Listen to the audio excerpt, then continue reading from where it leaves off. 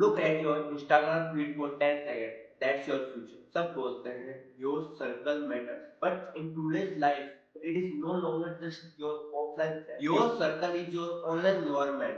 The creator you follow, the content you consume, the people you allow into your mind every single day. Social media has changed everything. It does not just entertain you. It shapes the way you think, you believe and behave. If you follow people who distract you, your life goes into distraction. If you follow people who push you to grow, your life starts moving towards growth. Your circle is no longer physical. It is digital and it is powerful. Today's learning is simple.